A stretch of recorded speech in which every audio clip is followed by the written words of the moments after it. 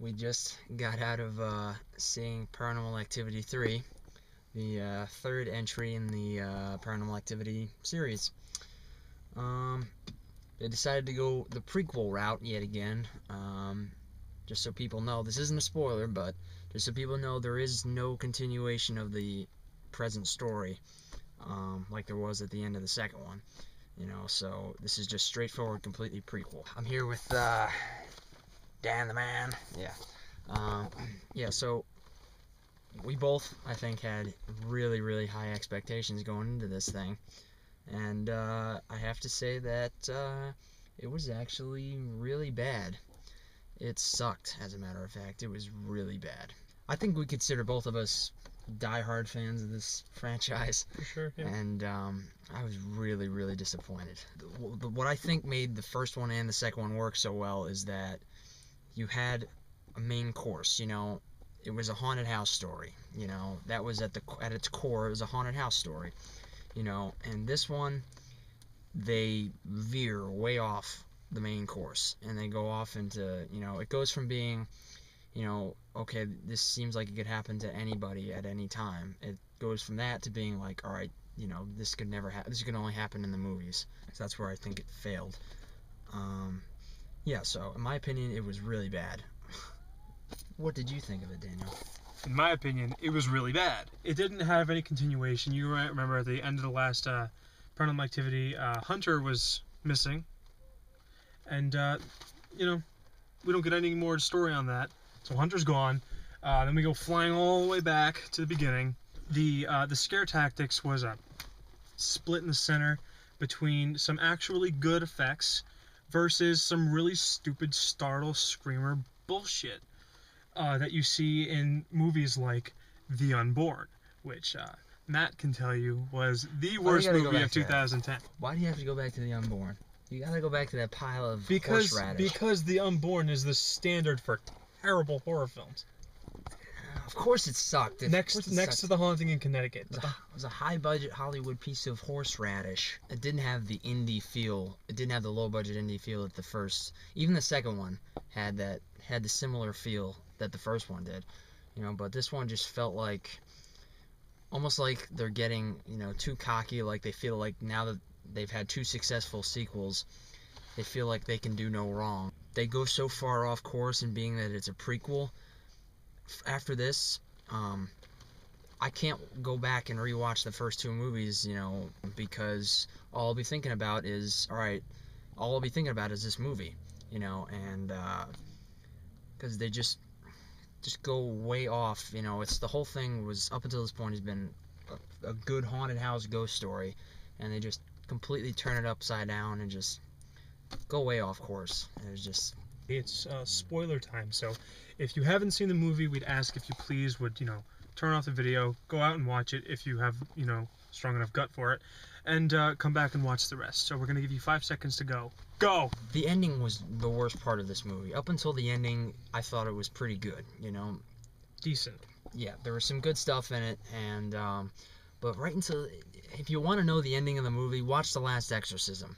It's almost identical to the ending of The Last Exorcism. I don't understand why they felt the need to go with this whole cult thing. They're walking around with the video camera, and you see the writing on the wall and shit, and the candles and everything. They look out the window, and they see the people standing around the huge bonfire having this fucking cult meeting or whatever the hell they're doing. And then everybody dies, and then it's literally identical to The Last Exorcism ending. But at the same time, you also get the classic ending that is in all Paranormal Activity films, which is where the camera topples over on the floor sideways, and you get your last shot, and then the camera fizzles out, which was lame. I wish I could have a little more. The other 2 movies, one thing I liked about them is that you kind of knew when the ending was gonna come, especially in the second one. Because especially in the end of the second one, when all the lights go out and all the shit starts getting destroyed in the house, and then the kid disappears into the basement, and then the father goes down looking for him. You got that feeling in your gut, like, all right, we're getting down to the final showdown. There's going to be a huge, epic conclusion to this movie.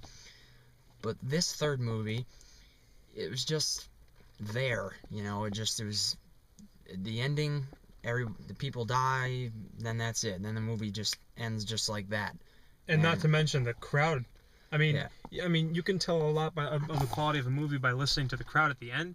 You know, if they don't make any sound, it's because they're absorbing good vibes. But at the end, you heard everyone. It was just they were depressed, like, and not because they've fallen in love with their characters and they've died, but because it sucked.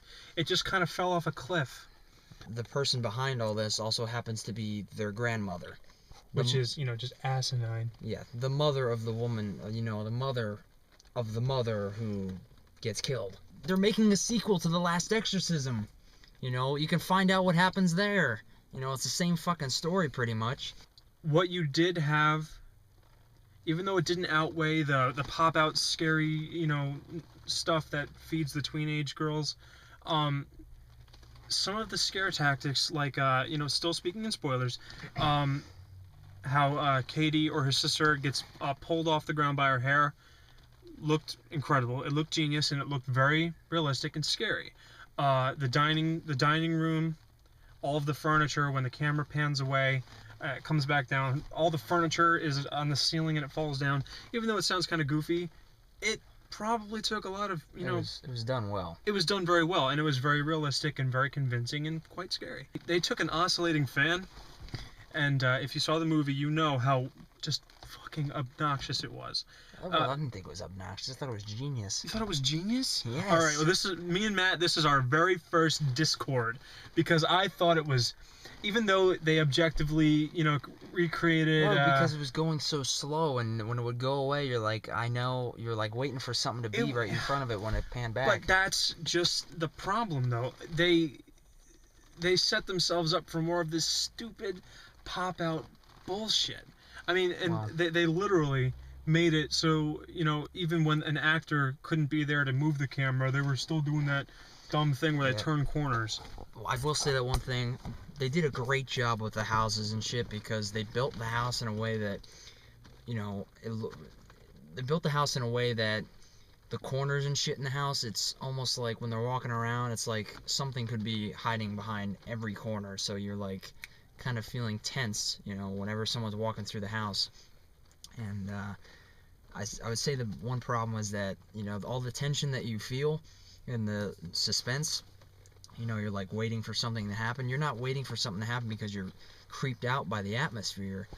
You're waiting for something, you're waiting to jump from the loud noise, because that's pretty much what all the scares in this movie are because of. They're because of just loud noises, and I feels like they're starting to fall into a formula. But let's talk about, the good things, which were the other side of the scare tactic, hanging the girl from her hair, the dining room set, the girl under the sheet. Yeah, that was great.